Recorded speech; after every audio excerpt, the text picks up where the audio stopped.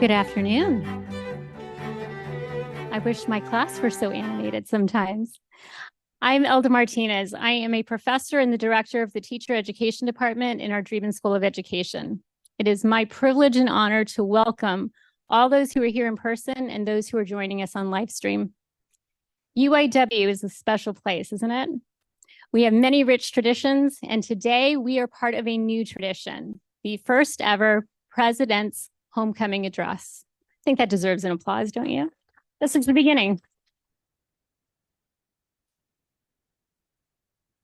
In my 19 years here at UIW, I have seen the university change and grow as we continue to evolve. But one thing has remained constant, our UIW mission. We work to transform our students into enlightened citizens who are going to make an impact in their communities. And we know that they do. We've seen evidence of that. Our students, while here, really have the mission as their foundation as they develop, but then they leave us and they take that mission into their practice. It is a living mission, one that appears in the work that they do as they continue to impact and evolve their communities. And I'm certain that those communities are richer for it. Our community here at UIW is one made of many stakeholders: our students, our faculty, staff, administrators, board of trustees, and of course, our alumni. Those alumni, I just can't say enough. I want to say more about our teacher ed alumni, certainly, but I think all of our alumni are doing great work. And in Dr. Evans' 6 years here at UIW, I'm certain that he has witnessed or been witness to how they have made that impact on their state, national, international communities worldwide. We are so proud of the work that they do. Here at UIW, we take that work seriously. It is both a privilege and a responsibility. So thank you for joining us. I'd like to welcome all of those who are part of our community now. To those who are alumni, welcome home. And now please help me welcome Dr. Thomas Evans, our president, as he shares the great work that UIW is doing and the great work that's in our future. Welcome, Dr. Evans.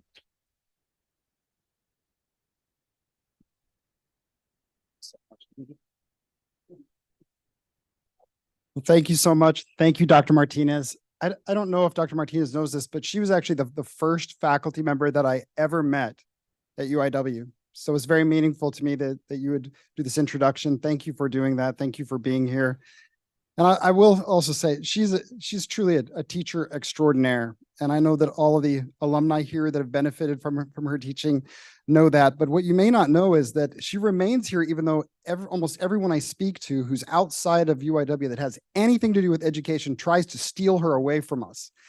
And we had a reaffirmation of accreditation visit. And I'm not exaggerating when I say that all 6 that I interacted with said that they wanted Dr. Martinez on their team. And I don't know that we can have you work with accrediting bodies anymore, given that. So thank you for staying here and thank you for being so amazing. And one of our recent alums was actually the state and national student teacher of the year this last year. Is it really incredible? And it was back-to-back state student teacher. Oh, three-peat. We got a three-peat. So back-to-back student teacher of the year for Texas. And I guess that was our first time with national.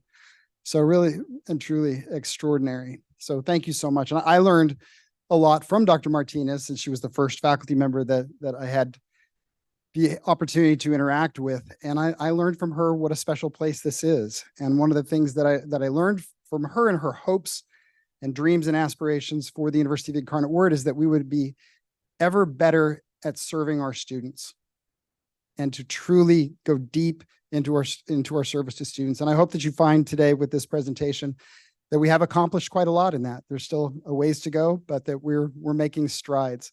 So it is wonderful to be with you all. I love the fact that this is homecoming weekend. Happy homecoming. Welcome home to all of those to the nest, all of our alumni. But it's really a special time to be able to talk to the community of the University of the Incarnate Word. And let's start where we should start, with a prayer. This is our university prayer. If you didn't know that the University of the Incarnate Word has its own prayer, this is it. It is available online. So if you're ever in a situation, in a meeting, and you don't know how to start it, this would be a great way to start it. So let us start in the name of the Father, the Son, and the Holy Spirit. Jesus Christ, the incarnate Word, Son of God and Son of Mary, you are Emmanuel, God with us. We praise and thank you for your life, your love, your death, and resurrection. We ask you, please send your Holy Spirit to enlighten our minds with your truth and to inflame our hearts with love for you and for all human persons everywhere on earth. Soften our hearts to the needs of the poor. Inspire us to use the knowledge we are acquiring here to understand better your plan for creation, bring about justice, and alleviate human suffering everywhere on your good earth. Mary, Mother of Jesus and Mother of the Church, pray for us that we may always say yes to God's call in our lives. Amen. In the name of the Father, Son, Holy Spirit. Amen. Thank you all. That's a beautiful prayer. So please use it. So we're talking before about our community. And again, I'm very happy to share with you all the progress that we've made, where we currently are, but also share some of the challenges that we face and some ideas for where we're going in the future. And our community is a broad community. It's not just our students, our faculty, our staff, administrators, board of trustees. It's our students' parents and their loved ones. It's our alumni, of course, that extend 40,000 plus around the world.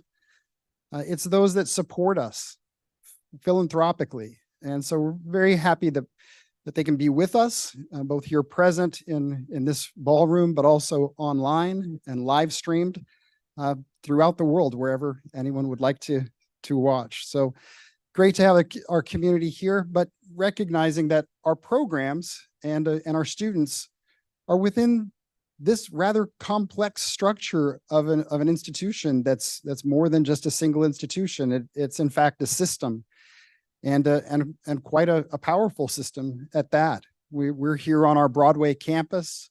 We now have 6 health professional doctoral programs that are in the schools represented here, with the Fike School of Pharmacy, the Ila Fay Miller School of Nursing and Health Professions, the Rosenberg School of Optometry, School of Osteopathic Medicine, the School of Physical Therapy, which, by the way, is going to need a new name because it also houses our athletic training program and our new occupational therapy doctorate program.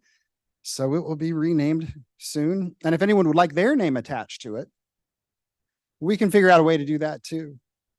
Our Northwest Center that the School of Professional Studies has, and St. Anthony Catholic High School, which has received so many accolades recently for being at the top of private Catholic education at the high school level, and then also for the student work that's happening in STEM fields and music and beyond. So it's definitely an institution to be proud of.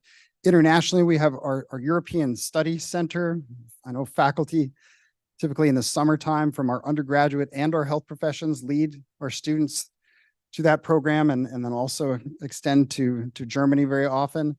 We have our Campus Bajío, which is doing amazing work in partnership with the automotive industry, General Mills, doing a lot with workforce, but also at the undergraduate and graduate level, more traditional programs. Centro Universitario Incarnate Word just celebrated its 20th anniversary 2 weeks ago.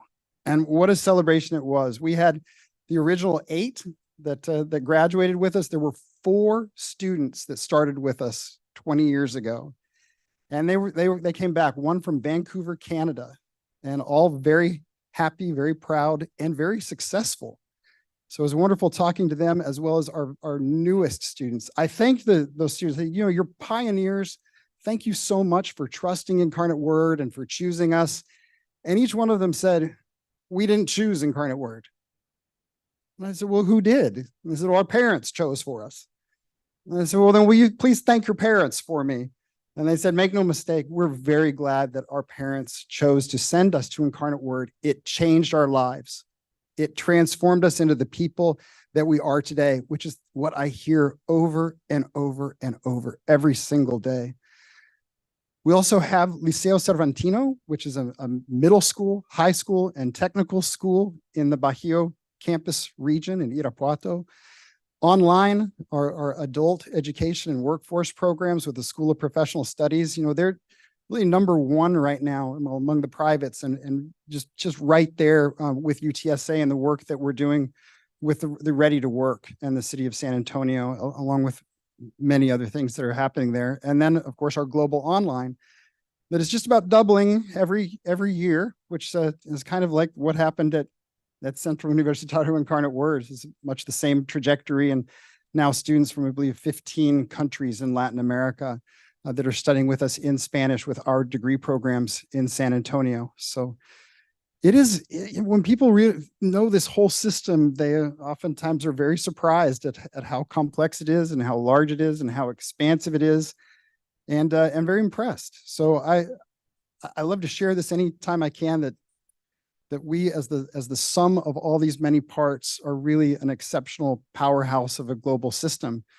We have over 10,000 students within our system. You see the breakdown here, 7,251 that are here in the US, undergraduate, graduate, professional, and global online. Then on the Mexico campuses, 2,779. St. Anthony is at 248 right now. So at 10,278, it's a very good size system, but even just within the US, 7,251, we're the largest Catholic university in Texas. We are the fourth largest private university in the state of Texas after Baylor, TCU, and SMU. And it's a very good size for any private school, but certainly a private Catholic schools with a very diverse portfolio that we're very grateful for. This is a number we should celebrate. 1,067 first time in college. We used to call them freshmen. So sometimes there's people will mistake first generation with first time in college, but first time in college we used to call freshmen. So 1,067 new students. That is 9% larger than the fall of 2022.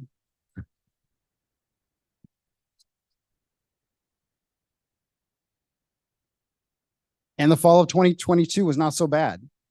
So this is a large increase, and you'll see in another chart just how nice it is to see this number. What I want you to know about this number is that it took everybody here to get this class, to get 1,067 students. We have 5 admission counselors. 5 admission counselors to bring this group in. There's no way that 5 can do that on their own, but they are incredible, along with 12 student ambassadors that are passionate about telling our story. And you have most students 18 and younger, they want to hear from students that are here. So it's great that they can tell the story so very well, and that they can do it in our new Welcome Center, which I think was very, very helpful. But it's the interaction that our prospective students have with everyone on this campus, that frequently tell me they chose to be here because they felt like they belonged here. They felt like it was part of a community. Our faculty make the difference in the Cardinal Weekend. We revamped that a bit so that it was in the Convo Center. But very often when I ask a student, why did you choose us over someplace else? It's because I saw the faculty caring about me right there at the very beginning. And if they're like that when we're just meeting as prospective students, I know that's going to translate into the classroom. But it's everyone on this campus. It's the look and feel of this campus. It's the beautiful flowers that we see more and more of. It's the way things are kept, the cleanliness of it. It's everything speaks. So I thank you all for bringing this class in. Now let's keep them, and let's see them graduate, right? Because we owe them that. It's a good size class, but it is also one of the best academically that we have had. And nothing makes me happier than hearing from a faculty member that they love this class. I mean, I know they love all the other classes too, but to really have an academically increasingly talented class coming in, this is what we need to repeat over and over. I get a question, does that mean that they're different in the makeup? Are they less diverse? Do we have fewer first gen? Do we have fewer Pell eligible? No, it's the same percentages that we have had. We're maintaining all of those great attributes, but with more and better. And there's kind of a trifecta here too, which is that our discount rate went down.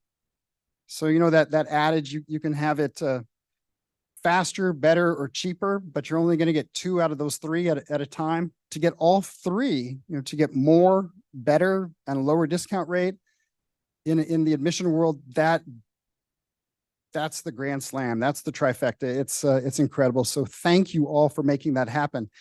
I'm going to tell you again, let's do it again and again, and let's keep them and let's see them graduate. So I want to share with you, this is a history since 2011 of the incoming first-year classes. And prior to 2011, we weren't in the thousands. All right. So we had a nice spike in 2011. And then you see, you'll see a gradual and then steeper decline there, 2016 getting 775, 2017, 788. That was the class. I came in August of 2017. And many of you remember, whether it was at a faculty meeting or the whole campus, I was quoting Yeats and I said, the center cannot hold and the center has to hold. It must hold. We had to turn that number around and we need to see it going back up. So we implemented many strategies, sophomore search. We were doing some senior search. So we doubled down. We doubled down hard in both in Bexar County, other areas, new markets. And we started seeing that go up. So in 2019, we were back in 1,012, and that was wonderful. It was a very good class. And the class entering in 2020 looked like it was going to be our record-breaking class. It was on a trajectory where we didn't have parking across the street yet, and I was getting really worried about what parking was going to look like, but maybe that's okay. So it was great. And then you all know what happened. COVID happened. The pandemic happened. We were definitely affected by that, but we were not as affected as we would have been had we not implemented the strategies that we did. So I'm really grateful that we did. Thank you all for your work to get a class of 922 in 2020. In most private institutions, they plummeted. It was tough. So to have 922 and then see it actually improve the next year with only recruiting online, you probably remember the stations that we set up on campus for people to drive in and listen on their phones to the tour. Then 977, and then now 1,067. We're on that trajectory that we would have been on had the pandemic not happened. But again, I'm going to say, the things that we did was really important, because you can see there, 2017, 2018, that the first year that I was here with that class of 822, we were going from the 2015 to 2018 grouping instead of the 2011 to 2014 grouping. So our balanced portfolio really helped us during this time. SPS, the School of Professional Studies, the health professions, a new School of Osteopathic Medicine, those things really helped us in the portfolio to balance. And now what we're seeing is, the reversal of the undergraduate. So that part of our portfolio is going in the right direction. We need to also make sure that every other aspect of that, graduate, online, SPS, the health professions, that all parts of our portfolio are increasing. And I believe we can do that. And when we do that, we will be in really amazing shape. We're not in bad shape now, but the great thing about having a balanced portfolio is that when one thing's down and another thing is up, you're stable. Let's be better than stable. We need everything to go up. So that's what I think we can do. So let's look at our class and our student body. 60% of students, of Texas students, are from Bexar County. So it's pretty local. I'm very grateful that we have the new landing here. That first year experience. Diana Sanchez and her team put together finally a commuter lounge that seems full every time I walk by it. So 60% from Bexar County, many commuters, but also our occupancy of residential right now is about 94%. So you can imagine another class like this, we're going to be at 100%. And then we're going to need to figure out other housing strategies. Our students come from 47 states. If you're like me, you ask, what 3 states do we not have students from? So I'll tell you, we do not have a student from Vermont, New Hampshire, or West Virginia. And so if you follow the trends in higher education and the woes of higher education like I do, you also know that schools in Vermont, New Hampshire, and West Virginia also wish they had more students from Vermont, New Hampshire, and West Virginia, right? So we're at 47 and 77 countries. Isn't that remarkable? 77 countries. So often I hear from students who just say, one of the things I love is being in classrooms with students from other countries.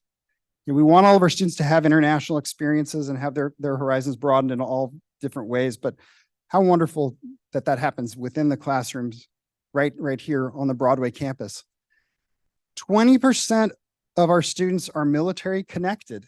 They may be active duty, they may be veterans, they may be family members of active duty or veterans, but 20% are military connected in some way. So this is very interesting. When I first arrived, I did 57 listening sessions and I had an open-ended question at the end of every one. And it was, what do you think I need to know that maybe I don't know, or that you think that I wouldn't know? And I heard over and over, you need to understand how important the military is to us. And a lot of that, it was almost every school I was hearing that, and our faculty that were veterans themselves. And so it became part of one of our strategic priorities was to better serve those that are or have been serving us in the military. We then started seeing these rankings that we were in the top 50 for service to veterans. And I thought that's exceptional. Top 50 is really something. Yeah, I saw us ahead of A&M in one of them. And I thought, that's a school that is really tied in history in so many ways. So tied to the military. And we're in some rankings better than that. So I challenged the committee that was part of the strategic priority and Jonathan Lovejoy, maybe more specifically in his team, to say, we're a military city, USA. We should be top 10. Let's be a top 10 institution. And that committee and everyone here put together the resources, external resources. There's Jonathan Lovejoy right there. Thank you very much for being here. And thank you for your incredible work and your team. So we got the resources. We had the strategy. The strategy is implemented. We went from 38. Jonathan, was it 38? 43. All right. We went from number 43 to number 6 in 1 year, according to veterans, to Military Times. So Military Times said, number 6. And so then I said to Jonathan, I think we should be number 1. No pressure. But I mean, if you're going from 40 in the 40s to number 6, it's not as much of a leap. It's just 5 spots. Not a problem. So next week, the rankings are going to come out. And fingers crossed, right? Let's see how we do. I hope we have a lot to celebrate. And I like our chances that we can make a big splash. 27, and so I'm just gonna go back to this. Shows me when we have a strategy and a plan and drive, we can do it. We really can do it. So when we think about as we move forward with strategic planning, what do we want to put down on paper like that? What do we want to go for? And because I know we can do it. 27% of our students are first generation. Think of that. Over a quarter of our students, over 1 in 4 of our students is the first in their families to go to college. That's beautiful. And it's incredible at graduation. The celebration of that accomplishment for a family is just ours are the most emotional commencements I have ever seen. And now I see a lot of ours and I don't tire of it. It's really incredible. Just every student walking the stage, looking at them in their eyes. It's such a privilege to shake their hand and say congratulations and see what that means to the family. So how can we better serve our first generation students? because when they're here, they're trusting us. We need to retain and graduate every student, especially our first generation students. And 54% of our students are of Hispanic heritage. We just celebrated Hispanic Heritage Month, and it was a lot of fun. And it should really be a year, not a month. So we can do that here. We can do even more to celebrate, and especially celebrate the rich heritage, the rich Hispanic heritage. 54%, 71% of our students are minority students. So we're a Hispanic serving institution, a Hispanic serving institution among Hispanic serving institutions. We need to ensure that we're a Hispanic thriving institution, but we're also a minority serving institution, 71%. These things add up in a lot of ways to our truly being a transformational university. And that's a word that I don't want to say it's overused in many ways. But it's true here. We're transforming lives, and we have evidence of that. We are number one in the nation among Catholic universities graduating Hispanic students with bachelor's degrees. We're actually the number 2 in faith-based. So number 1 might actually kind of surprise you. It's Grand Canyon University. They actually have a foundation as a faith-based institution, but it's a really large really large online presence. So they're number 1 in that, and among faith-based, and we're number 2 in that, but number 1 among Catholic universities. So it's important that we get our students to graduate. It's also important that we ensure that they have good jobs. And that happens at both at the undergraduate level and within at every level. And here's just a snapshot of our health professions. We're the number 3 school, or the Fike School of Pharmacy ranks number 3 as a graduator of Hispanic pharmacists in the continental US. 100% a 2-year employment rate for graduates of the School of Physical Therapy. So now with occupational therapy and athletic training in there too, we got to make sure that keeps up. That's wonderful. And then 99% of the School of Osteopathic Medicine students matched into residencies. That number is actually a little odd to me, right, Dr. Pham, because it's really 100%, because that's as of match day. So I think it was 2 days after match day, the one student that hadn't matched then was matched. So they were all matched. So it's 100%. Nobody goes unmatched in the end. So we are now a number 6 university among private universities in social mobility. So what does that mean? And by the way, when you look at the vision that we implemented in 2018 was really about social mobility. That's the big headline. Our students graduating with the lowest debt load possible, getting a job that transforms their lives, lives of their families, lives of their communities, and on and on. And this was before there were any rankings for social mobility out there.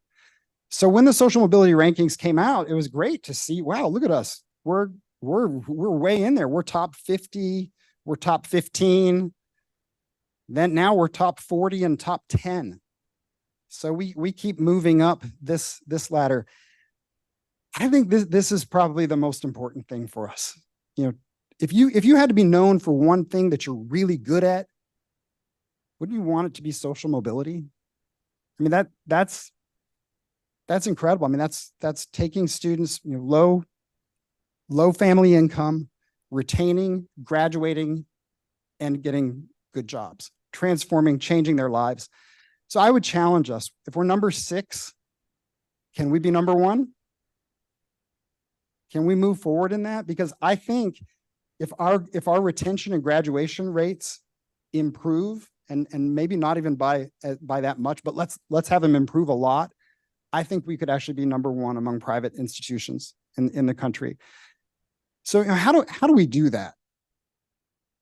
How do we ensure that we're retaining and graduating our students? And I don't want to make this sound like it's like I'm making this is not making light of anything, but that there's a banner right here in the Student Engagement Center that was supposed to be up for 1 week in 2018, the spring of 2018, 1 week during the inauguration ceremonies when a strategic vision was outlined.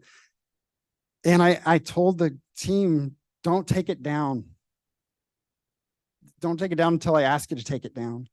So it's been 5.5 years, and I can't ask anybody to take it down because it says very simply, in loving, we become the word. And it's a great photo of Sister Walter, who actually probably wants me to take it down, but it's a great photo. You're surrounded by students who are in loving each other. That is how we become the word. And there's something very deeply spiritual that is incarnational spirituality that we own. And I'm going to talk more about that later. We have possession. We own it. We need to take possession of it. In loving across our community, and most importantly, in the love of our students, to see them succeed, that's how we retain and graduate students. So Trellis looks at our numbers and they say, based on the number of first generation Pell eligible minority students you have, your graduation rate should be 19%. It is not 19%. And they wonder, how do you do that? How does that happen here? We know what we're doing with this, but it can be even better than that. And that's where I think, in that care and concern for the service and teaching our students, retaining and graduating them, I think we can be number one. We have over 150 majors, minors, and concentrations at the undergraduate and graduate levels. That's a lot of programs for any institution. It's a lot. And then you look at this list of the programs that include service learning and tenets of Catholic social teaching. This is really extraordinary and very impactful. From, just look at the first two: global medical missions that are interprofessional, interdisciplinary, environmental research and sustainability that we're going deeper into, our partnerships and outreach, refugee and migrant support, nutrition and food insecurity. We just got 2 new coolers last week that are nicely used right now. So doing more there. We just had this incredible visitor and Nobel Peace Prize winner, Rigoberta Menchú Tum. And I had the pleasure and true privilege of following her most of the day. And I heard her speak to about 5 different audiences, and each one was completely different. And I know she does this a lot, but still, I thought this was impressive that she could have 5 different messages for these 5 different groups. And thankfully, to me, the one that I think was the best was where she was just with students. You could really see her heart just opening up and really wanting to give what she could to the students. And it was just students: Marcos, Rafael, myself, and I think a photographer. So I want to share with you something that she said, because this is a great takeaway for me personally. She said to our students, "I want to give you a recipe for life." And I was ready to take notes, because we all need a recipe for life. And she said the recipe for life is gratitude, forgiveness, reciprocity, and reflection. And then she went into those things more in greater detail. And she said, gratitude, isn't it incredible? Waking up today, I was grateful. I was grateful that I got to be here with you all. I'm grateful that I get to do this kind of work. Gratitude, but also gratitude that is love. Kind of gets back to in loving, we become the word. That gratitude is an expression of love. Then she said forgiveness. You have to forgive others. You also have to forgive yourself. That sounds like something we may hear from in other places, especially Catholic teaching, right? Then reciprocity. So this was the one that was really interesting to me. She said, we have to do service to others, but when we do service to others, if we don't get something in return, it does not dignify those that we serve. And I thought that's really brilliant, because what I continually hear from our students who go on the Oaxaca medical mission in particular, is they'll come back and they'll say, you know, I almost like feel bad. I feel we went to serve them, but I feel like I got way more than what we gave. I thought, well, that's what it's actually supposed to be about.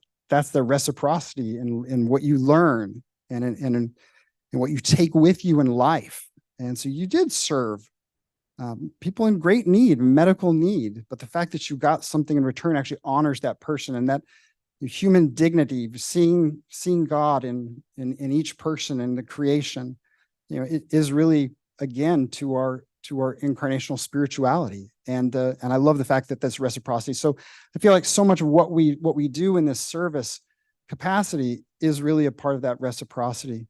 And then reflection, you know, the time to meditate. She said, you know, whenever I'm angry, and I thought, oh, wow, the Nobel Peace Prize winner gets angry, I feel so much better now, that you know, that sometimes happens to me. And the reflection and meditation and prayer, that should be a part of all of our lives. So anyway, there's her recipe. And I love that the third ingredient in that recipe of reciprocity is something that we really see here. You know, we gain so much while we're also giving millions of dollars in reduced cost or no cost care through our public facing health clinics and community work.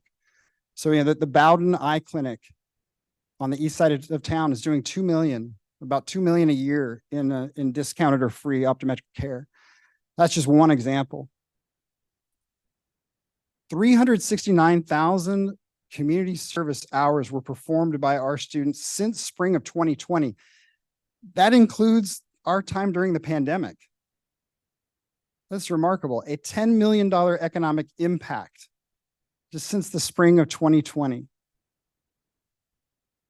You know, and it's across our institution. So I want to highlight, you know, our athletics program has what they call the 3 C's. And even there, we want to be champions in the classroom, community, and competition. So student athlete, they're competitive. We're all competitive in some ways, you know, we want to be number one in our conference and beyond in GPA. And it's been great to see the GPAs continuing to rise across the teams. Really great. We want to be number one in community service, the most hours of anyone within the conference. And we typically are both of those. And then competition. So it's also nice to win. Winning is a lot more fun than losing, but it's not the most important thing.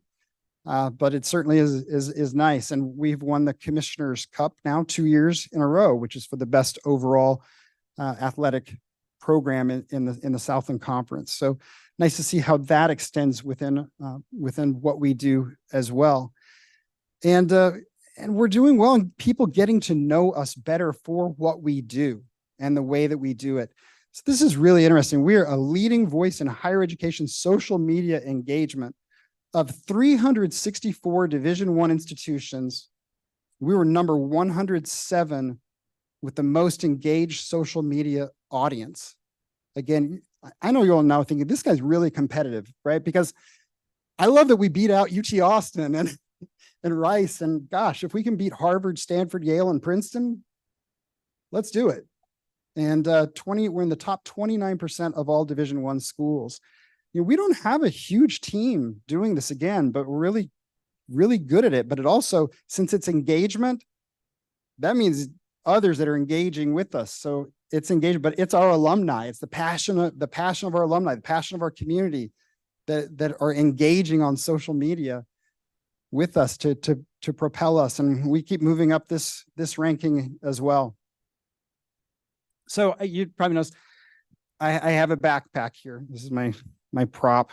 And I was traveling with Lisa, my wife, who's right here. Thank you for coming. I love you. So we were traveling, and we were on the West Coast, and you said, West Coast, wonder where they were. Well, we weren't really on the West Coast. We were in Las Vegas. So it was a nice trip. We were in the Las Vegas airport, and a young man walked by, and he saw the backpack I was reading, and he said, excuse me, I hate to disturb you. Is that backpack the University of Incarnate Word? I said, why, yes, it is. Of course, it's the University of Incarnate Word. And he said, are you affiliated with the University of Incarnate Word in some way?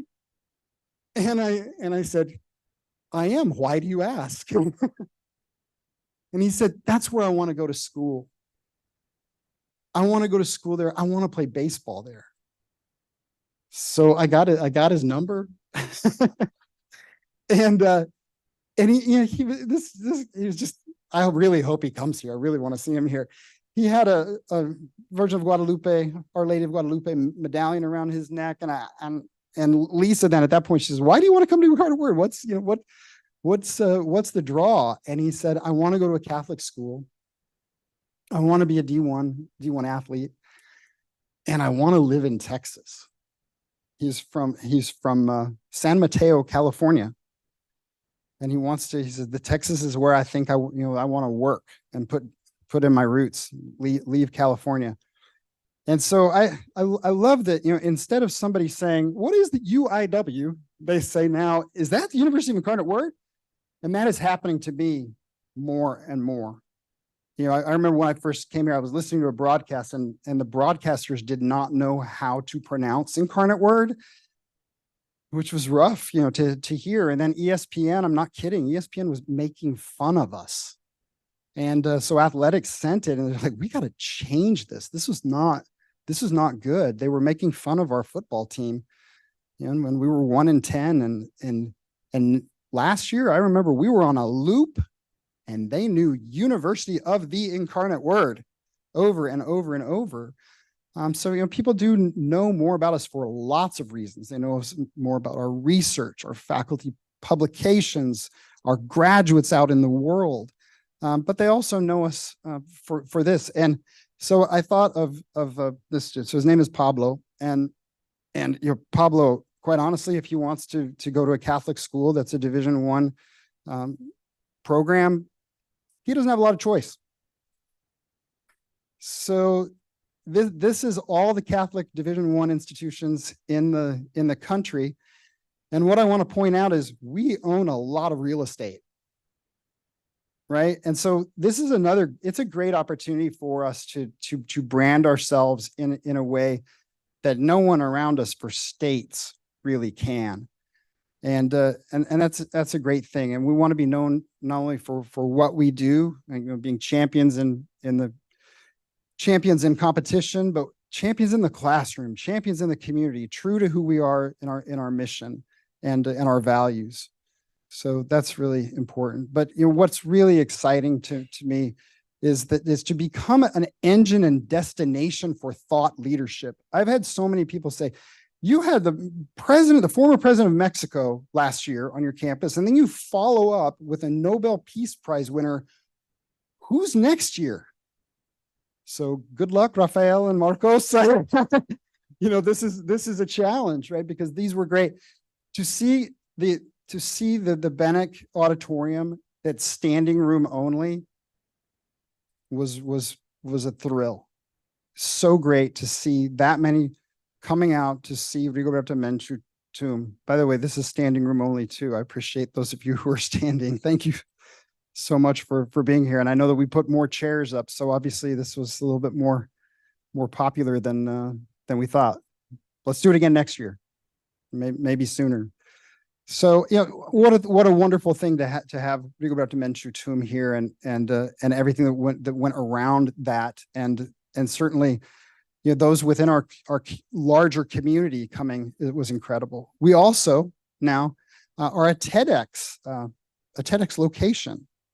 So our College of Humanities, Arts, and Social Sciences had many faculty that participated and did an incredible job. And I'm grateful that Dean Javier Clavere put in the application to be a TEDx location. So that was very, very exciting. And I also want to say with Chas and Dean Clavere, and this is a plug. So when I got here in 2017, 2018, I asked, can we get a mariachi band? Can we please get a mariachi band? And I remember Bill Gokelman said, if we're going to do anything, it has to be quality. It has to be absolute quality. So there's been work when Dean Clavere came, I said, again, can we get a mariachi band, please? And And he was sharing with me that when he was at Berea, they brought in gospel there, and it was the first time and he said, I think we can do this. Was it last week? Last week was the premiere of Mariachi Cardenal. It was fantastic. I was blown away. You have got to see our students. And so I'm very grateful to Dean Clavere, to Bill Gokelman, to all the music, and then this hiring of John Lopez, who was the instructor at Texas State, retired, and now here. And he said of our students, and I think he's being very sincere. He said, this is the best group of students that I've ever worked with. They're the hardest working, and they have gone above and beyond. And they put together in just weeks a program that is exceptional. I think we're going to have one of the top mariachi programs in the country. I really do. So he teased us a little bit. He said there are 2 female vocalists that put in their videotapes to a national competition, and they choose 10. And he said the selection of those 10 is coming, the announcement of it is coming soon. And he's really excited about the announcement. So I'm like, oh, did we get it? Did we have it? I can't wait to hear, but I think maybe we have a top 10 or 2 vocalists. I don't know, we'll see. But on this theme of the global thought leadership, now to have the Beckendorf Center for Innovation and Global Entrepreneurship, the great work in the Ettling Center for Civic Leadership and Sustainability, the Lewis Center of the Americas, and our Center for Medical Tourism Research. You see Dr. Vequist there. He's in at least one publication every week with the University of the Incarnate Word Center for Medical Tourism Research. And we're in New York Times, Wall Street Journal, CNN, USA Today, India. I mean, it's all over the world. So incredible. Then our Doctor of Occupational Therapy program, brand new. So our sixth is a lot of health professional doctoral programs for any institution. We now have a binational nursing program for Mexico campus students coming in. That's great work together. And a health professions pathway, but we also have more pathways than that for St. Anthony, including 3D animation and game design. I just want a little plug for Adam Watkins and Dean Welke. If you want to see our students just shine and be blown away, but also hear our faculty explaining in great detail and really amazing presenters what happens in 3D animation game design, and then see the results, you have to come to the senior showcase. It is fabulous, just fabulous. You have to come, and that's standing room only too, by the way. So I want to go back to, this was 2017. This was, I just got here. I didn't really, I was trying to figure things out. And I said, there are a lot of different parts to this institution, but we are much stronger when we work together and when we celebrate and acknowledge the sum of those parts rather than just the parts individually. And I said, we need to be one word, united in all that we do, to be number one, to try to be number one in everything we do. Let's be the best that we can be, but let's do it together. Let's do these things as one word. And it caught on, kind of much to my surprise, and it is still there. And I think it's still something that we need to be. We need to work ever more toward being one, because as a system and working across disciplines, working across schools, working across campuses, I think when we're in many ways at our best.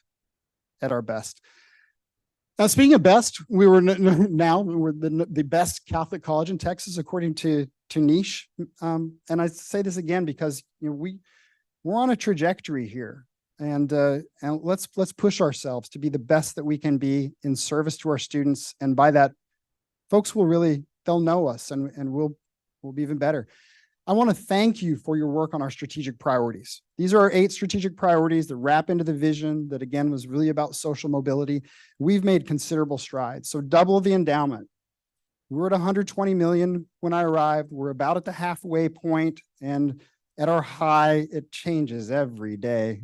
Sometimes it swings wildly, which is interesting, but on average around 180 million. So that's 60 million. We're halfway there, kind of at the halfway point. The pandemic, it was not really helpful. in a lot of ways, because our doubling the endowment, we were able to do that, some by market lift that then went the other way and then came back up. But by getting money, funding for endowed scholarships. And we completed a $100 million campaign. Yes, we're always working on the next campaign, but we don't announce it until later. And we strengthened the endowment quite a bit through our fundraising. And we're also not touching our endowment. Most schools use something, and we have to use the restricted that's given to us with that purpose, but the unrestricted we haven't been touching. That's not a common practice. It's pretty unusual to do that, but that's another way that we can strengthen our endowment if we don't have to use it. High impact practices. Thank you to all those that have worked on the flight program. That grant that really got us to that point of the high impact practices. Other things we did, the access program, to ensuring our students got their books. Is a high impact practice. So we've made a lot of strides in those and have received some good funding to do it. And there's a lot of work across this campus. So everyone that's involved in all of those things, and I think of things like the Alvarez Scholars too, so many different ways that our students are benefiting from the high impact practices that will help us retain and graduate our students. Promoting one word. This isn't really just about promotion, about marketing. It's about, let's be one word. Let's promote ourselves as one word. Let's be ever more together and work together across all of our different areas.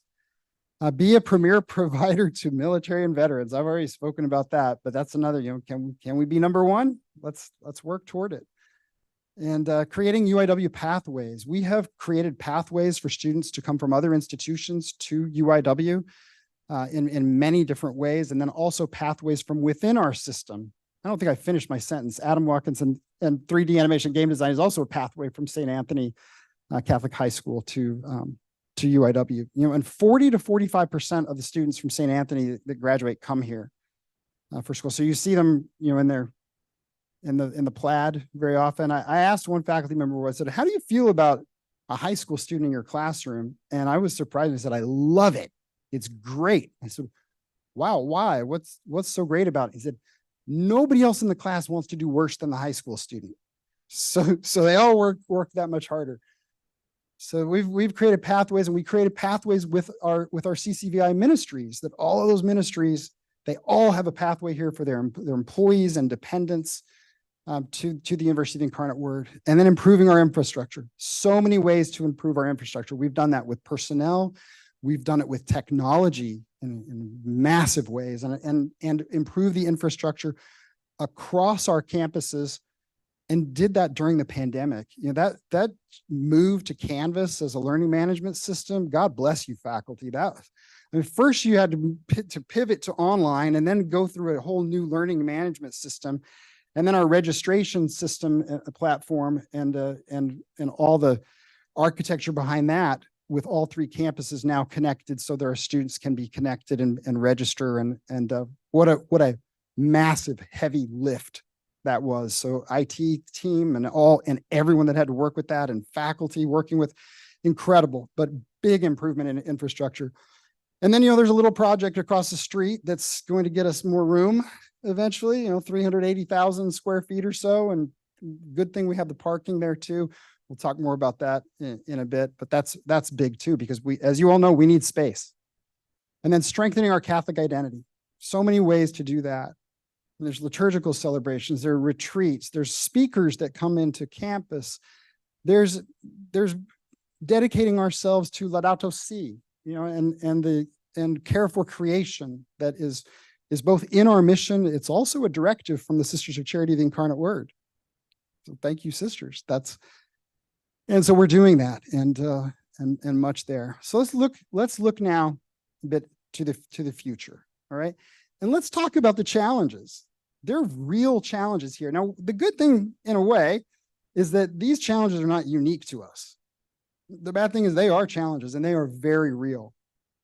Our students, and not just our students, it's everybody, right? Students, faculty, staff, it's everyone. Increasing needs for mental health support and behavioral health. So I'm glad to see what we've done there to bolster it. Zero wait time. We have a triage, a step care model, online, mobile, great things happening there, and want to constantly improve that. We've had enrollment lags for certain groups, School of Professional Studies and our health professional schools. As I said earlier, they're part of our portfolio. We need that lift. We need health professional schools full, because typically they can only meet a certain, but by accreditation can be only so full, but we need them to be full. And we need SPS to lift as well. Increasing number of students deciding not to participate in higher education. This is a challenging problem. Students just deciding not to go. So it's not a good choice to not go if you can go, because we know what that means for your lifetime. And some of the recent studies that come out are even more powerful about that in every way. Your health, your finances, I mean, everything. The end of government support programs for higher education. So some of the funding that was received by institutes of higher education is not there anymore. And trying to replace that money that was there can be certainly a challenge. Fast rising costs. Fast rising. It's for utilities, sometimes as much as 40%. Is when you're looking at increases in utilities like that, and it's 110 degrees for 3 to 4 months, that is really tough. And you all know, especially if you're in this building, that our chiller system was stressed beyond belief. You probably remember from the beginning of the school year too. So utilities, supplies, construction materials, compensation, insurance, everything's going up. So the actual cost to running an institution, on average, it's estimated has increased 12%. 12%. That's kind of in keeping with inflation, but you think about that. I mean, so that 12% has to come from somewhere. Academic preparation of incoming students. This is another challenge. Fortunately, we do have a really good class, but that is going to be an ongoing issue as the pandemic, students move through the pipeline. And then talent acquisition and retention. This is kind of a ever-changing thing. People do leave for other positions and more money. I hear that oftentimes comes with regret from leaving a fantastic community, but it happens. And so talent acquisition and retention are certainly issues that we have to address, and we need to address those. This is not going to change for us. We've got to continue to address that, and we are doing that. By the way, we do have a compensation study underway to make sure that we're equitable and competitive. So that is a good thing. And so there are 3 pillars of growth that I'd like to share with you. So these are areas that I think that for the University of Incarnate Word are distinctive for us. One is a seamless system. So we talked about the ways that we have connected. What does that mean? What does that look like? Well, can we leverage our strengths to integrate our system to become bilingual? We actually already are bilingual. We have classes in Spanish and in English in Bajío and Mexico City. We have global online that is in Spanish. We have English here in Broadway, but we also have great programs. Amalia Mondrigas, by the way, Dr. Mondrigas has been here 35 years. She celebrated 35 years. And I love her passion and drive to ensure that our health professional programs have the Spanish proficiency in it. So what an amazing thing. Pharmacy, it's required. What if we had that in every health profession? Wouldn't that be incredible? So bilingual, develop Spanish, English programmatic offerings and certifications. We already are bilingual as a system. Multimodal, we're already multimodal. We offer courses online. We offer courses in the classroom. We offer courses that are hybrid classes. We have a whole variety of ways that we teach. So how do we utilize our technology to deliver education in multiple formats so students can select modality that's right for them? And for some of our students, that what's right for them may be a blend. I want to take 4 classes in the classroom and 1 class online because I got to work to help my family. Or maybe it's 2, or maybe it's travel related. Maybe it's a way to retain a student so they don't take time off. and continue, because once you stop, it's really hard to start again. So how do we do that? How do we ensure that we're doing the right thing for our students who really right now they want to kind of blend. They want to be in the classroom. They do. They want to be in the classroom, but they also want some flexibility, is what they're telling us. So fully integrated. This is the thing. We are bilingual. We are multimodal. We're integrated to an extent. What would it mean to be fully integrated? How can we build synchronicity between all of these programs and be truly global and provide a spectrum of offerings? And most employers that I meet with, when I ask them what they need, what they want from graduates, they tell me great communication skills, critical thinking skills. We really need them to be bilingual. So if we have more graduates that are bilingual, and I know a lot of our students come here proficient in Spanish, but might not be academic or work, Spanish. So there's that too. So these are things, you're thinking, how long? Let me back up a little bit and say, for these pillars of growth, we have an exciting thing happening in 2031. In 2031, we're going to celebrate our sesquicentennial. It's 2023. 2031 seems like it's a long way off, but it's really not. So, as we embark on this next version of our strategic planning, I'd really like for us to think in the framework of what do we want to be? What could we look like by 2031? What might we look like? What would we have really in place that sets us apart by 2031? So that to me is kind of a marker that I think we can maybe look at for a timeline. So a seamless system. What could our system be like? Mission-driven research and innovation. This is fascinating. I find this to be very, very organic. Elevating the research experience. We have a lot of research happening here, and I think that would surprise people. And there are pockets, true pockets of excellence. There are pockets and bright stars within different schools, and then across different programs. And this is not graduate health professions. That is true at the graduate level and health professional level. Our first year students, in many cases, are having very rich, truly rich research experiences with faculty their first year with us, with poster sessions. At the end of the year, don't only go see the 3D animation game design, but go to the poster session for biology and chemistry. Oh, unbelievable. Anna Valor, Veronica Acosta. I mean, I think these faculty work with students, and what they're producing is just extraordinary. And then they go on to poster sessions at other institutions, and they're up against big research institutions and doctoral students. And people think our students are doctoral students with the level of research they're doing, and it's their first year.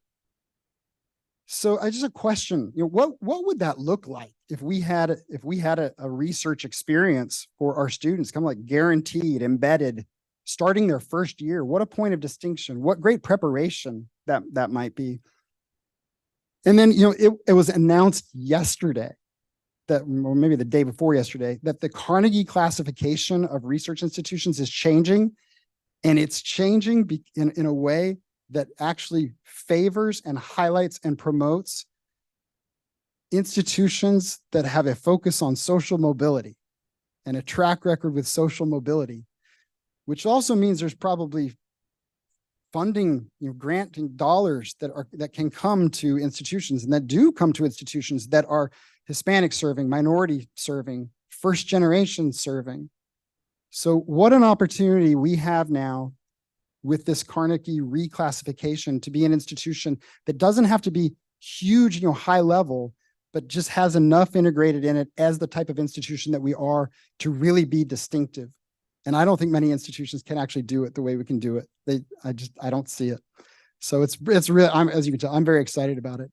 And how do we emphasize the issues of Catholic social teaching? Our students come to us in a very altruistic way. They may not understand Catholic intellectual tradition. They may not understand Catholic social teaching, but how can we broaden our efforts to address Catholic social teaching? Help them know what that is. Health disparities, economic justice, stewardship, more. So I think about health disparities is great. If you look at Howard and Georgetown, a historically Black college and university in Howard, and Georgetown University Catholic institution with health professions, they've combined forces to start looking at at health disparities, and Rice is doing it too, because they can do it across those two institutions. We're both of those in one. We have all the health professions and we are an HSI, MSI. So if you think about what we can do and how that helps San Antonio, and not just San Antonio, South Texas or Mexico or wherever we are, there's so much good that can happen there, and it can really enrich the academic experience. Not surprising, we need strong enrollment and student success, and those two things are tied together. Our student success is our strength in enrollment, along with attracting more. So at the top, this is in no particular order, but from all the research that I've done, and I need IR help to really make sure that this is the case, but I believe that we are number 2 in the country among Catholic institutions graduating students in the health professions. So I think we are behind Creighton, and not by much. So that's just I don't want to, it's better than back of the napkin, but trying to go through the institutions that have health professions. And I know that Creighton says they claim, and they probably are, I'm sure they are, the number 1 in graduating in the health professions. But if we're really close behind them, we are already, in a way, a Catholic higher education powerhouse when it comes to health professional programs. And we should probably own that, and see, I don't think it takes that much more to actually be the number 1 producer of graduates in the health professions.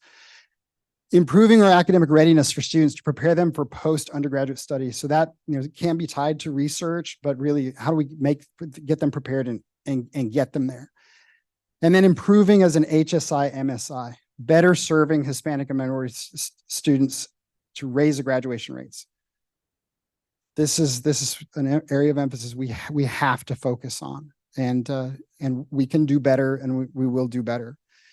And serving, and we do a good job. Let's do better than a good job. We need to do a truly excellent job serving all students in areas of growing need, mental health, advising, all the care of our students. So we need to make sure that our priorities reflect those things moving forward.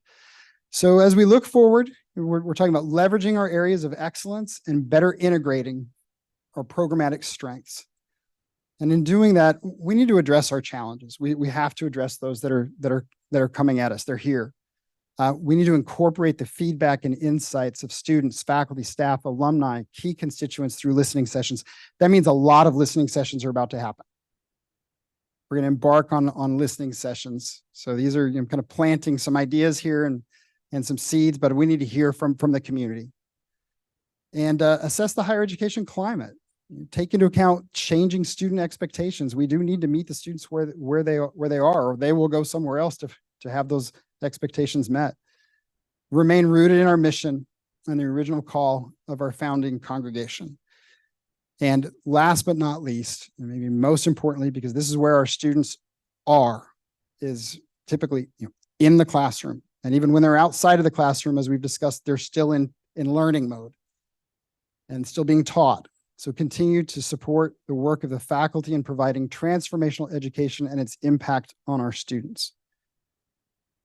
So I'd like you to help me spread the word, help us spread the word, I guess literally and figuratively, right? Since we're the word, let's get the word out. And we're on social media. And as we saw, we're excellent in the engagement on social media. So we're on all these different channels. I'm really only active on one, but if you're out there, please connect with me on LinkedIn. You'll see a lot of things there, but connect to the university in all of these different on all these different channels, and you can lurk. You don't have to join up. You don't have to sign in. You can just see what's going on too, and learn more and see what our teams are doing, because it's really impressive what's happening. So we're not done yet. We fielded questions from you all. Thank you for submitting your questions. I have a great team of vice presidents, and they're here to help answer these specific questions. So this is kind of like your starting lineup for the University of Incarnate Word. Number 1, Sister Walter Marr, Vice President for Mission and Ministry. Dr. Daryl Hayden is going to join us via video, Vice President for Administrative Services and CFO. John Burry, Chief of Staff, Vice President, Strategy and Enrollment. Cindy Escamilla, General Counsel and Vice President for Legal Affairs. Rick Kimbrough, Vice President, External Affairs. Marcos Fragoso, Vice President for International Affairs. Neil Schroeder, CIO and Vice President for Innovation and Technology. And unfortunately, Dr. Webb is unable to be with us today, so I will fill in for him. And so we have the questions. Thank you. So Sister Walter is going to start us off with answering the question, how are we remaining true to mission in a changing world? Good afternoon, everyone. I'm going to say we are remaining true to mission in 3 ways. First, we celebrate our Catholic identity, our CCV identity, and we seek to honor them by word and deed, word and action. Secondly, we stay connected to what's happening in the world, and our response to the needs of the world flow from our vision, our mission, and our gospel values. And third, we apply Catholic social teaching in order to defend and promote human dignity, especially of the infirm and the most vulnerable. And we can find both here at the University of the Incarnate Word, but we also know that the service that our faculty, staff, and students provide address the issues of the poor and vulnerable on a daily basis. So that's how I believe at this moment we remain true to the mission in the changing world. Thank you. Thank you, Sister Walter. Our next question is for Dr. Daryl Hayden, who I believe is going to join. Oh, there he is. Please update us on the Founders Hall project. All right, I'd be happy to. I tell you, it's a little bit difficult following Sister Walter because we can't hear you. Oh no. There we go. Now we can hear you. Can you hear me? Okay, all right, good. It's a little bit difficult following Sister Walters because the focus and heart and soul that she brings to the campus makes everything else seem a little bit less important. You know, today we've learned a lot about some of the really significant successes that University of the Incarnate Word has had in some of the rankings. One of the other ways in a facilities way that we also measure up is in the sense of the Founders Hall project. And in the Founders Hall project, we have taken on the largest building project in the campus history. At this stage, we are in the second of 4 years of renovation work. We are currently still in demolition mode. That'll continue until springtime, at which time we will be transforming and transitioning into the construction phase. We have completed the design after many weeks and hours and months of work with faculty, with International, with the Lewis Center, and with the deans of SMD and MSc. So at this stage, we are moving forward with those detailed designs, waiting on final pricing, and then the construction will begin. At best, the best estimate we have for when we'll be able to occupy that building is currently fall of 2025. Thank you, everyone.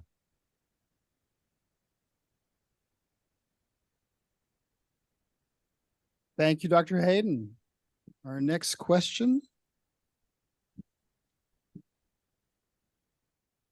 is for John Burry. How are we improving our recruiting efforts given the changing dynamic around higher education? Sure. So President Evans got to talk about a lot of those things. I'm just going to briefly touch on 3 focus areas as we continue to move forward. The mission is critical. And those, if we think about Generation P, which is that generation that was impacted in their K through 12 experience by the pandemic, so their generation pandemic, you know, the mission resonates in ways that we probably don't fully understand, with their focus on social justice, with their focus on community service. Those are just elements that other schools have been talking about recently to suggest the multi-decade investment that this institution and the sisters have made in those areas. It's real in a way here that it isn't at a lot of other institutions who claim those spaces in a much more contemporary context. Similarly, the system, there are very few private schools in the country that can talk about graduate, offering everything from a high school through a bachelor's, through a master's, to a PhD or a health professions degree. We can do that when we weave that in with the fabric of faith-based education and our mission. It provides value and a value proposition and a sense of place that is very unique, very unique. And lastly, it's the community that we are as the University of the Incarnate Word.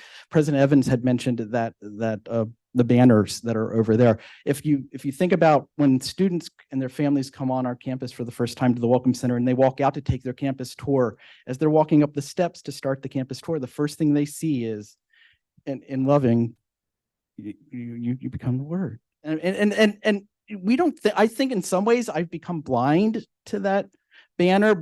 I see it, but I don't think about it. But that's a really, really powerful statement to make to these families and these 18-year-olds. That's something I visit lots of campuses, have over the years. You don't hear the word love on a lot of campuses. It doesn't happen. So when we talk about it and then we deliver on it through our student ambassadors and through all those other programs and through our faculty interactions, when they feel it and they see the word, it does in fact generate a very positive response, as we're seeing in those FTIC enrollments and as we'll see going on in our transfer, graduate, and health professions enrollments. So those are, we're not doing really bright, unique things. We've improved programming. We've improved with the Welcome Center. We've improved in a lot of areas. Our communications are much better. But those essential attributes of the institution, those foundational pieces, we just continue to focus on those and make sure that our students understand that there's something unique here. And it can be unique to them as 18-year-olds. It can be unique to them as 22-year-olds, and as 40, 50, and 60-year-olds need to continue their education to be in the workforce. So thank you. Thank you, John. I'd also add to it, financial services, Christian came up with this amazing algorithm that was incredibly helpful. It was really something. So, also what's happening in financial aid and the packaging and was really, there's a lot of sophistication that goes behind that and communications and the tactics. So it was very exciting. Cindy Escamilla, what are the concrete steps the university is taking to better hire, retain, and support staff? Thank you, Tom. We've been on this great resignation for quite a number of years. And one of the things that the HR team has done is really look at what does the data say about why people are leaving? What is driving people to change jobs? And so we looked at that and came up with some solutions, strategies that we have implemented over the last 2 years, some more recently, some, at the beginning of last year. So one of the things that we saw in the data is that people are looking for flexibility. So we did engage in a new work policy for remote work and alternate work schedules, and that has worked out really well. People want to feel engaged in their work, and so we've had engagement activities for many years. We've included all of those, the ones we've always done, but we've also enhanced the ones we've done. Recently, we had the Heritage Day. And for those of you that went, you saw the ceremony has been changed up a little bit. And it was very nice to see our long-term and even 5-year employees, because the awards are at 5-year increments, thanked for the hard work that they do in furthering our mission. One of the things that we've done, some of them are simple things and some of them are a little more involved, but one of the more simple things is with every new job posting, we've now moved the benefits and everything that we are as an institution, values-based, and our mission is front and center now. So that is one of the first things that every applicant is going to see. What do we offer you if you come here? And it starts with our mission. And it starts with our mission as well, not just in the job application, but that continues to the mission interview. And I thank Sister Walter and her team. It isn't just a check mark. It is really an engagement beginning where people have a chance to sit and meet with Sister Walter or Bishop Trevor or others that Sister Walter may ask them, Father Hector, others that Sister Walter may schedule them with.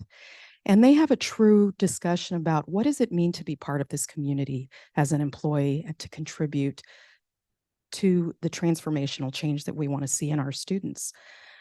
So that engagement starts there, and it continues to the many activities such as what I mentioned, the Heritage Day ceremony. The Christmas reception is our next one coming up.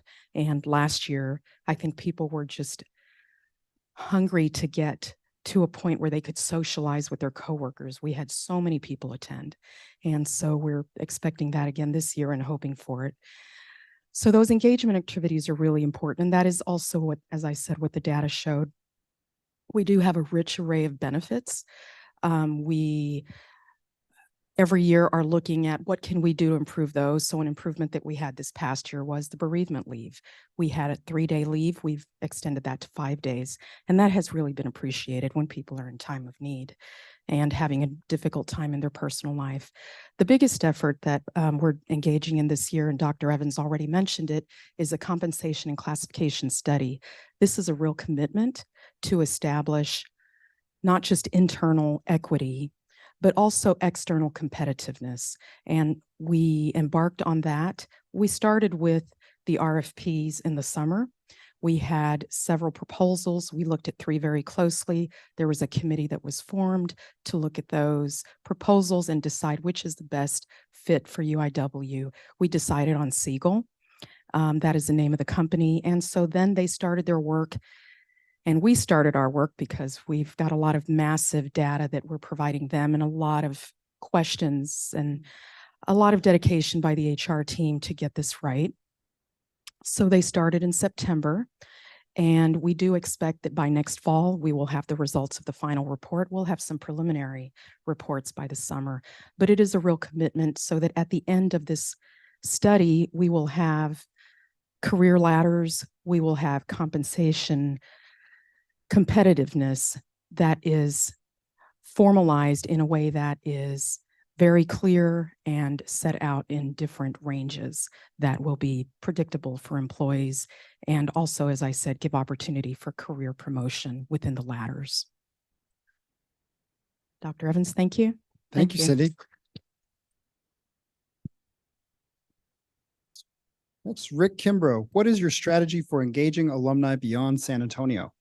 Thank you. Before I begin, Marcos asked me if I got in a fight with Mike Tyson on my right ear, and that's not true. I got in a fight with my dermatologist, so make sure that you all wear sunscreen. If you are a graduate of this institution, would you raise your hand? Can you all look around the room and how many graduates and alumni we have in the room? It's an important constituency. It's actually the largest constituency of this institution. We are very fortunate to have intimate relationships between our faculty and our staff and our students while our students are here. And that lasts about 3-4 years, right? But the amount of time that they are alums of this institution hopefully lasts 60 and 70 years, right? So the largest amount of their relationship with the institution is a long time. Our largest constituency of the institution is our graduates. And many of those alums are local, but over half of them are outside of San Antonio. So there are a number of ways in which we engage with them. If there are members of my advancement services team, would you stand up? Which I know Ronan and Lynn and Aurora are here with us. There are a few folks that are still back that are working on research. Alumni relations begins with our ability to connect with our alums. 2 years ago, when we did a study, 46%, and you can sit back down, thanks. 46% of our alumni contact information was wrong.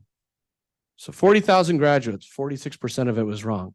So we've employed a specific strategy to make that database a lot stronger. If you're a member of our Office of Communications and Marketing, when you stand up, one of the first things that we do when we get good alumni information is we communicate. Dr. Evans showed how much we communicate through social media, and you may all sit back down. Thank you. They're a very compliant group, by the way. We're really good at communicating through social media. We have a lot of strategies that we employ, but if we have bad contact information, we can't find our graduates, right? If you are a member of the alumni relations team, would you stand up? Over the course, Will's here because the rest of the staff is working because of course it's homecoming.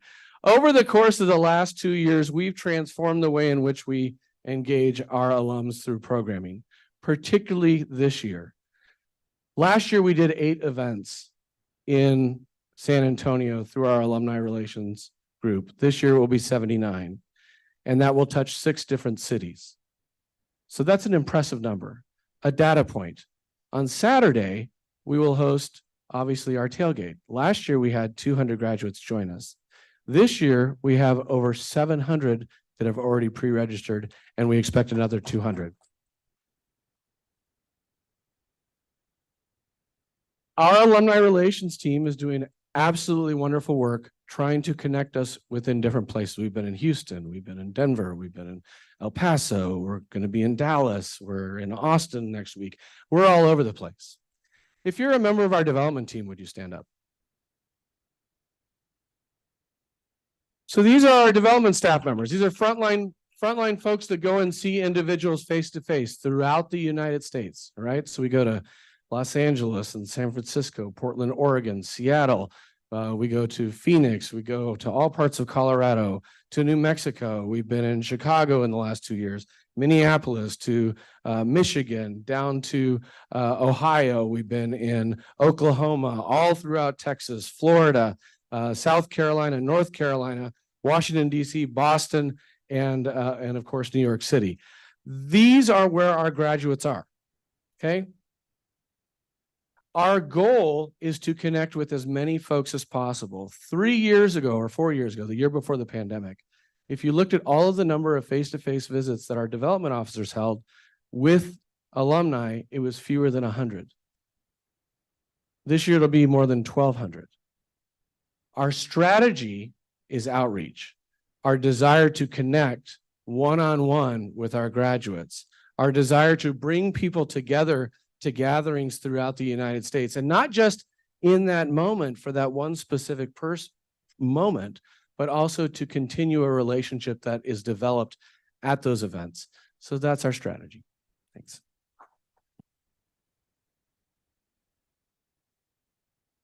Thank you, Rick. Marcos Fragoso, what are some ways that we are working with our campuses in Mexico? Well, many. Buenas tardes. And I said buenas tardes because we should have some people in Mexico watching this session. So that's one of the collaborations. But mainly, I'm going to start with some of them. Binational courses. Thank you, Kevin, for helping us with the binational courses. And what are the binational courses? Faculty from UIW teaching directly to undergrad Mexican students online for their classes in Mexico.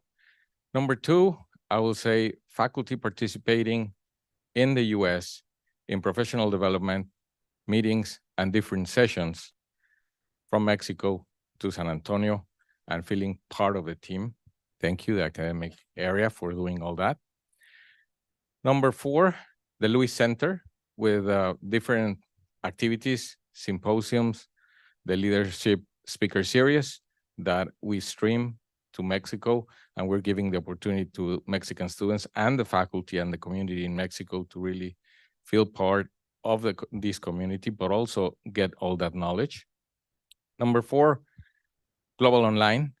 Global Online is of a recent creation, but we're using our faculty in Mexico to teach those courses from the US in Spanish and really feel like they're part of a system.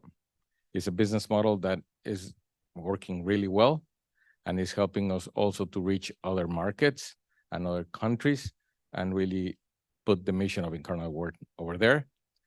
Another collaboration is the IT, registrar's office, and different departments at the university that are supporting our campuses in Mexico to really offer to our students in Mexico a better experience or similar experience than the one that our students here at UIW San Antonio are having.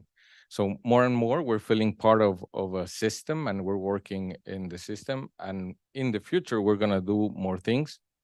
Of course, we have the exchange of students. Several students from Bajío and Mexico City are transferring after they have the semester or the year exchange here in San Antonio. That is also very beneficial because it gives them more opportunities, not only nationally in Mexico, but internationally. So those are some of the collaborations that we have, and I hope that answers the question. Thank you. Thank you, Marcos. Neil Schroeder, what are some of the technology improvements you are planning to implement on campuses? Oof, this could take a while. Now, I'll be brief. It's hard to go after all this august body of leaders, but you know, technology. We've been busy, but the theme really in the near term is continuing a lot of the work we've begun with all of you in a variety of different offices to look at our technology systems, tools, and processes and make sure that they are implemented in the most innovative, effective, and automated way so that we're making good use of our resources, saving labor hours and dollars, and providing our students compelling experiences. We're doing dozens of different activities right now in various stages of being underway. Some of them are behind the scenes, some of them will be very out front, but I can go around the room and talk about student success, the registrar's office, admissions, the business office, financial aid, and more. And for our faculty, we had a plan, but we've got a new plan for creating a single source to enter grades and attendance in one spot and then automate feeding all the rest of our systems to reduce that administrative overhead for our hardworking faculty. Cue applause break.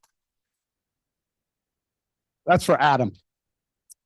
So that's one side. We're also really excited in the spring. We'll be bringing forward our new Cardinal Apps experience. And this is really to, you know, our Cardinal Apps today is a bunch of links. It's pretty nice, but what we want to do is fundamentally alter the experience for our student and employees to bring all the actionable and useful information they need into a single dashboard so that a student can see their grades, their assignments, their meal plan balance, what's for lunch in the cafeteria, who their advisor is, what's in the course catalog, when's registration, what events are going on, sporting events, and more, all in one single unified dashboard that's really clean and customizable. And the same thing for our employees, leave balances, clocking in and out, all of that from one spot. We're really excited about that.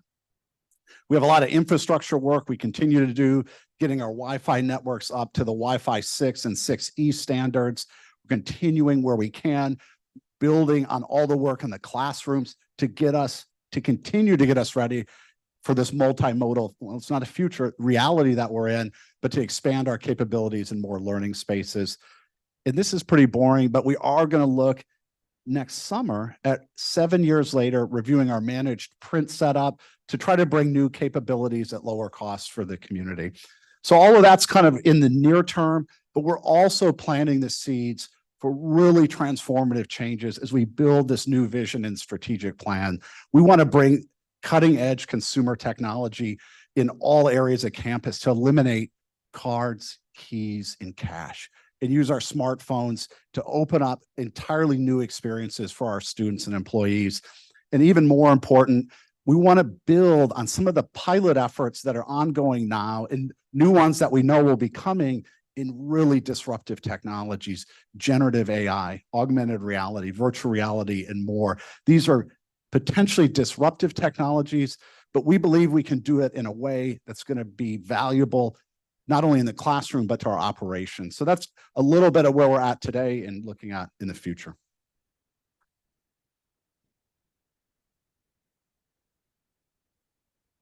Thank you, Neil. Exciting to think about all these things in the future. This last one, I'll take. What makes a UIW education Catholic? You actually tomorrow at 3 o'clock in the Bennick Concert Hall, we will have a visiting lecturer who's a professor at Boston College named Thomas Groom.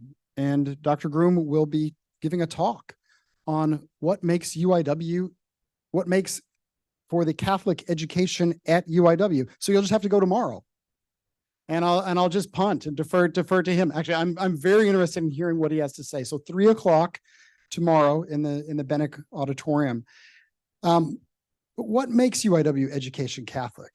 You know, it's not just that we call ourselves Catholic. It's not just that we have liturgical celebrations or we have retreats or that we teach religious studies and theology in the classroom. I mean, those are things that Catholic institutions do. But I think what makes a UIW education Catholic is that everyone hired here that works here as a part of their vocation buys into supporting the Catholic mission of the University of the Incarnate Word. And that in that, I think, is really embracing something that's very special and is beyond just thinking of a Catholic education, because I think we have something even more special than that. And what's more special than that, or the added ingredient, if you will, is our charism that we get from the Sisters of Charity, the Incarnate Word. And we've spoken about this in many different ways, and what it means to our students, what it means to our campus, what it means to our alumni. It is something that's, I think, very different and unique to have a charism, this gift, the gift from God to the Sisters of Charity, the Incarnate Word, that is then gifted and entrusted to us to live out at the University of the Incarnate Word and impart to our students. It's community, it's care, it's compassion, it's recognizing the divinity, the God's creation in every single person in this community, and particularly our students. And that is incarnational spirituality. And I have been working and talking with Sister Walter about something that I think we really need to do at the university, because we are the only University of the Incarnate Word in the world, and as a system, right? We're the only one. You know, people think, what is this very interesting name, right? Yes, but it comes from the Sisters of Charity of the Incarnate Word, Jesus, the Word made incarnate, and what that means for every single person. And I think we need to write about that so that we have actually a book that describes and explains incarnational spirituality and what it means for this institution and for the world.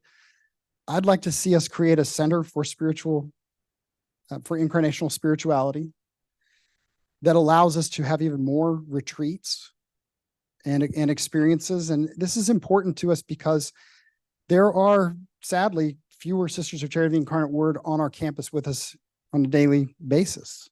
And it is incumbent on all of us to make sure that we embrace and live out the Catholic mission of this institution and really help live the charism of the Sisters of Charity of the Incarnate Word. So we have ownership of this, and we need to really take possession of it. And it is a hallmark of our education. And sometimes it's difficult to articulate that. But I think those of us in the community, we know it, we feel it, we see it. I hear about it from our alumni who tell me that the UIW changed their lives, transformed them, that they are the people that they are today because of the University of the Incarnate Word. And it's not just about the education of this major and this degree. It's what it did to them holistically as a person.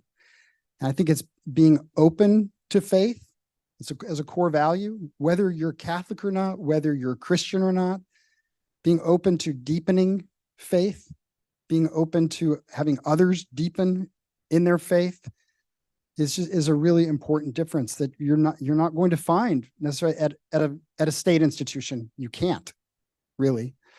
And at other Christian institutions, you might not find that openness to other faiths that I think is very Catholic.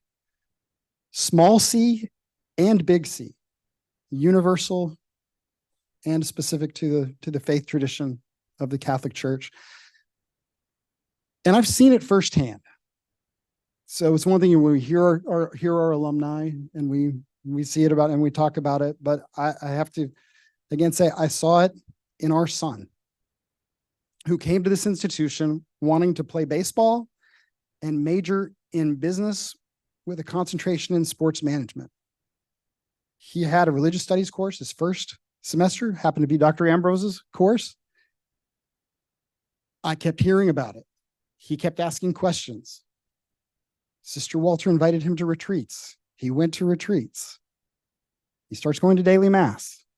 He starts taking more classes. He starts getting interested in history. He decides, I really love this subject. I think I want to get a double degree. I'm not going to abandon business and sports management, but I'll pick up a BA in history. Then he starts wanting to take more classes. And then he wants to triple major in religious studies. This is what happens here. It happens. I've seen it. I mean, sure, parental influence is one thing. This was not parental influence. This was faculty. This was staff. This was the culture. This was the climate.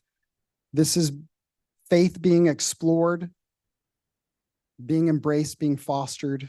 And he's now incredibly happy as a graduate student at Boston College, getting a master's in theological studies. And it sounds like everybody knows that he is a graduate of the University of the Incarnate Word. And they will know us from that. So yeah, I've seen it. I witness it every day. And I think, yes, that was our son, but if we embrace every student as though they are our children, they are children of God. If we embrace them in that same way, which we do, and go even deeper in that, I think that our brand of Catholic education at UIW, with the charism of the Sisters of Charity of the Incarnate Word, will just be unsurpassable in its depth and meaning for more graduates of the University of the Incarnate Word. So I really appreciate that you stayed here for the time that you did. And it's been a real pleasure to be with you all. Happy homecoming week. Thank you for everything that you do for our students, for our entire community. God bless you all, and praise be the Incarnate Word.